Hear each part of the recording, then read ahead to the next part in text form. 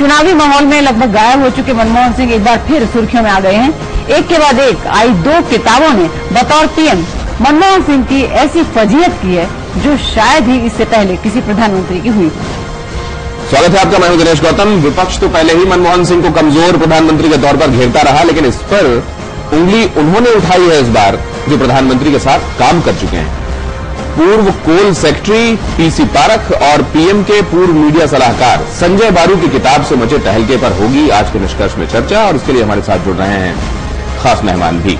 हमारे साथ अजय सिंह साहब जुड़ रहे हैं, संपादक गवर्नेंस नाउ और policy magazine, Syed Faisal Ali sahab, group editor Sahara Urdu media, KT Rajalakshmi ji deputy editor Frontline the Hindu group, और संजीव त्रिवेदी हमारे डेप्यूटी एडिटर। लखनऊ से हमारे साथ प्रोफेसर अरविंद मोहन जुड़ रहे हैं, अर्थशास्त्री लखनऊ यूनिवर्सिटी में। इलाहाबाद से professor Badri Narayan, GB Pant social science institute के। बहुत स्वागत है तमाम मेहमानों का। आइए बढ़े आज के निष्कर्ष की तरफ, और पहले सेगमेंट में हम आपको बता दें कि हम क्या दिखाने वाले हैं। चर्चा यह होगी कि 10 साल तक लगातार पीएम रहने के बावजूद मनमोहन सिंह एक कमजोर प्रधानमंत्री के तौर पर क्यों जाने गए। आगे बढ़ेंगे और दूसरे सेगमेंट में हम चर्चा करेंगे कि 2004 में सोनिया गांधी ने प्रधानमंत्री पद क्यों ठुकराया था। तीसरे सेगमेंट में चर्चा यह है कि क्या पीएम का काम सिर्फ पार्टी की सुनना है या फिर सरकार को जो रिफॉर्मेटिव स्टेप्स लेने होते हैं वो भी करना होता है, और इसमें बैलेंस स्ट्राइक करना कितना मुश्किल होता है। और आखिरी सेगमेंट में चर्चा होगी कि क्या प्रधानमंत्री के साथ काम कर चुके लोगों द्वारा पीएमओ की गोपनीय बातों को सार्वजनिक करना कितना सही है, कितना एथिकल है, इस पर अब सवाल उठाए जा रहे हैं, इस पर भी चर्चा करेंगे। किसी में प्रधानमंत्री की कमजोरी की कहानी लिखी हुई है तो कोई मनमोहन सिंह की बदकिस्मती गिना रहा है, लेकिन क्या मनमोहन सिंह कमजोर प्रधानमंत्री ही रहे? इस सेगमेंट में इसी पर होगी चर्चा, लेकिन पहले रिपोर्ट। कमजोर, मौन, बस नाम के पीएम। न जाने ऐसे कितने विशेषणों से पीएम को संबोधित कर उनके आलोचक और विरोधी उन पर हमले कर करके थक गए थे, और शायद खुद कांग्रेस को मनमोहन सिंह में कोई करिश्मा नजर नहीं आ रहा था। इसीलिए चुनावी रैलियों को लेकर भी कांग्रेस उम्मीदवारों के बीच पीएम डिमांड में नहीं रहे। यहां तक कि चुनाव का चौथा चरण बीत जाने के बाद भी पीएम ने केवल 4 रैलियां की हैं। शायद जनता में इस बात से जा रहे संदेश की चिंता के चलते ही सोनिया गांधी को भी ये कहना पड़ा कि प्रधानमंत्री को चुनावों में और ज्यादा प्रचार करना चाहिए। कुल मिलाकर पीएम को लेकर उत्साह और चर्चाएं दोनों ही ठंडे पड़े हुए थे कि अचानक 2 किताबों ने पीएम के किस्से को फिर से छेड़ दिया। पहले पीएम के मीडिया सलाहकार रह चुके संजय बारू की किताब द एक्सीडेंटल प्राइम मिनिस्टर, और फिर पूर्व कोयला सचिव पीएस पारख की किताब द क्रूसेडर और कॉन्स्पिरेटर। इन दोनों किताबों में मोटे तौर पर यही बात कही गई है क्यों और कैसे 10 साल तक लगातार पीएम रहने के बावजूद डॉक्टर मनमोहन सिंह एक कमजोर प्रधानमंत्री के तौर पर देखे गए, और कैसे वो अपने पद के साथ इंसाफ करने के बजाय कांग्रेस अध्यक्ष की जी हुजूरी में लगे रहे, और इस तरह उन्होंने अपनी छवि खुद खराब कर ली। बात नई नहीं है, सभी आलोचक और विरोधी अपने अपने तरीके से यही कहते रहे, लेकिन चुनावों के वक्त पीएम के साथ काम कर चुके 2 लोगों की किताबों ने कही कहाई उन्हीं बातों का नया तूफान खड़ा कर दिया है। समय के लिए दिनेश गौतम।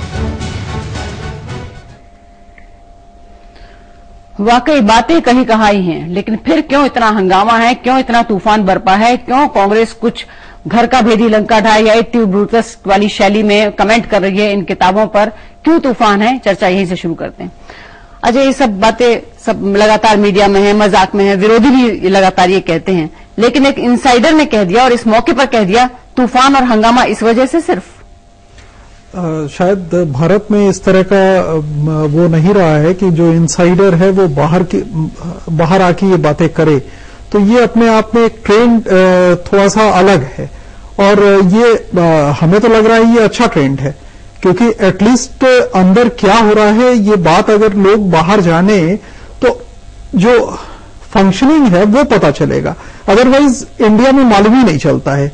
तो हमें लग रहा है कि उसमें जो हंगामा है उसका कोई वो नहीं है, कोई मतलब हंगामा होना नहीं चाहिए। ये हंगामा बेवजह है, और इस तरह की रवायत अगर बनती है तो ये अच्छा होगा, सच्चाई लोगों के सामने आएगी। हिंदुस्तान में भी ये शुरू हो जाना चाहिए। फैजल साहब, क्या हिंदुस्तान इस तरह की बातों के लिए तैयार हो गया है? दिनेश, ऐसा है, वो जो दोस्त था वो दुश्मनी निभा गया, जाते जाते आईना दिखा गया। यही दोनों ने किया है, पारेख ने भी यही किया है, संजय बारू ने भी यही कहा है। लेकिन सबसे बड़ी बात यह है कि अगर आप दो चीजों पर ध्यान दीजिए, क्या संजय बारू जिस तरह की बात कर रहे हैं, एक मीडिया सलाहकार का रोल गवर्नमेंट के डे टू डे फंक्शनिंग में कितना है, मीडिया सलाहकार होता क्या है, पहले इसको समझने की जरूरत है। मीडिया एडवाइजर क्या होता है, क्या media adviser is privy to so many important decision in the PMO? No. Secondly ये कि उनका जो पीरियड था उस पीरियड में सबको मालूम है, और वो जिस तरह से आए टीके नायर साहब की बात, उसके बाद पुलक चटर्जी से उनकी जंग, ये सारी चीज पब्लिक डोमेन में है, और ये सबको मालूम था कि ये जो बारू साहब है, बारू साहब का काम सिर्फ मीडिया सलाहकार का है, जो आजकल पंकज पचौरी कर रहे हैं।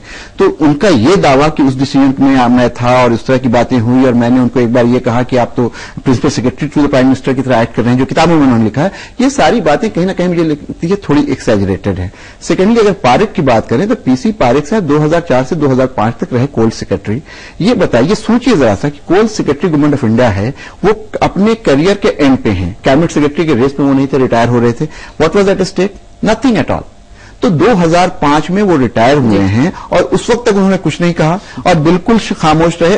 बीच में रह के अगर आप कहते तो अच्छी बात होती, अब आप जाके इतने सालों के बाद कह रहे हैं तो सवाल उठता है।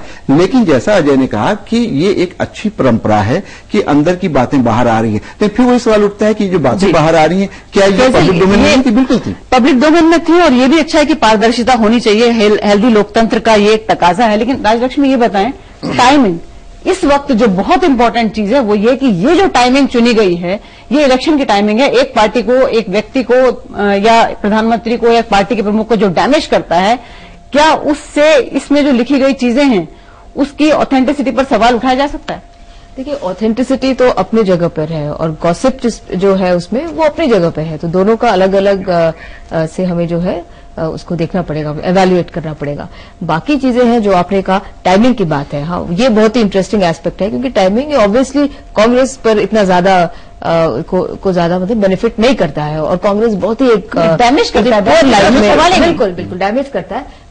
पर ऑन द अदर हैंड अगर हम देखते हैं, ये बातें सबको जो पहले भी पता था कि क्या हो रहा है, और जहां तक जो है मुझे लगता है ये इतना हेल्पलेस मतलब सिनेरियो था जो है मनमोहन जी का, अगर वो इतने अगर ह्यूमिलिएटेड फील अगर कर रहे थे तो उनको छोड़ देना चाहिए था, ये भी सवाल उठता है। दूसरी बात ये है कि ये जहां तक कोल सेक्रेटरी जी का सवाल है, ये बात है कि कोल ब्लॉक्स के जो एलोकेशन में बहुत सारे धांधले हुई और जो लूट मतलब रिसोर्सेज के साथ हुआ इस देश में, इसमें मतलब इसमें कोई दो राय नहीं है। अब ये सवाल उठता है, क्या कोई मेजर मतलब पॉलिसी लेवल में कोई कॉन्ट्रडिक्शन था सोनिया जी के बीच में और मनमोहन सिंह जी के बीच में?